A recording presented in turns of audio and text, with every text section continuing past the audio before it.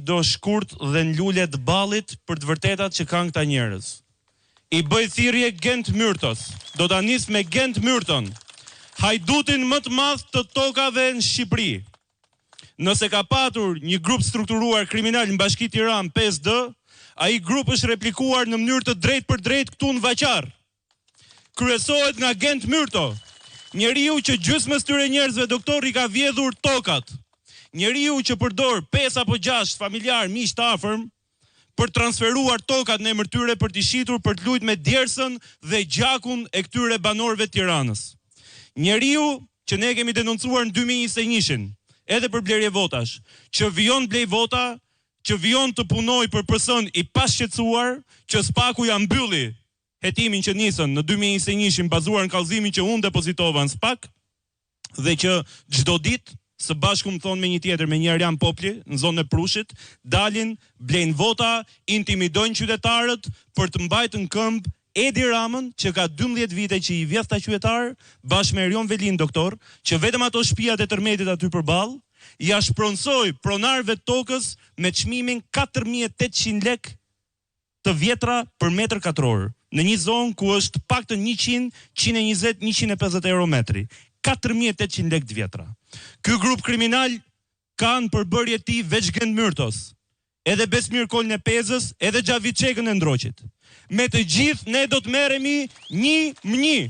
Unë i pari, Belind Kolliçi, së bashku me avokaten Adriana Kalaja, që do t'ju thot dhe vetë, edhe kallëzimin e ka duke e përpiluar është drejt fundit për këtë grup strukturuar kriminal, së bashku me Temagën, edhe gjithë ata që na kritikojnë, ja ku i keni doktori sot, shoqërohet nga 5 Tironsa. Kush ka fjalë kritika për përfaqësimin e Tironsave, ta shohi panelin, 5 Tironsa ka këtu.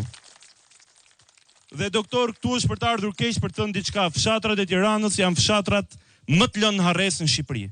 Vaçari, Peza, Ndroqi, po e gjithë kurora e Tiranës që është e mrekullueshme, fshati i Tiranës sot është fshati më i diskriminuar nga Edi Rama.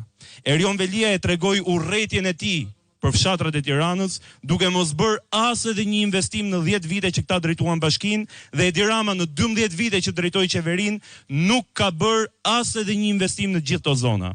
Unë ju jap fjalën që së bashku me ju, së bashku me kandidatët këtu, ne në këto ditë që na kanë mbetur do ta bëjmë natën ditë për të bërë të mundur që Shqipëria ndatë 12 maj të gdhiet jo vetëm blu, po të gdhiet realisht një Shqipëri madhështore ku ka një qeveri që punon për ju, punon për qytetarët, punon për fermerët, punon për fshatarët, punon për çdo qytetar të këtij vendi, edhe atë që ndihet më i harruari.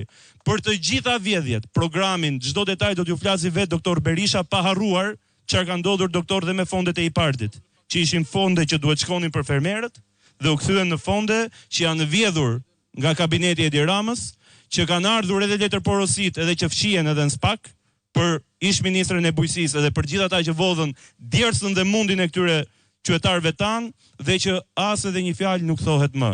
Bashkë le ta bëjmë natën ditë, shkojmë drejt 11 majit, vendosur për t'i kthyer dinjitetin Vaçarit, Pezës, Ndroqit e gjithë Tiranës. Faleminderit gjithëve. Faleminderit. Shumë shkurtimisht, patjetër rroft doktor Berisha. Shumë shkurtimisht, edhe 2 fjalë edhe kandidatëve tanë nderuar, dhe pastaj dëgjojmë doktor Berishën për gjithë programin e Partisë Demokratike dhe ofertën që Partia Demokratike ka. Fillimisht, edhe në respekt të një zonje të nderuar, fjalën do t'ja japim zonjës Adriana Kalaja, që të gjithë e njihni. Faleminderit. Faleminderit.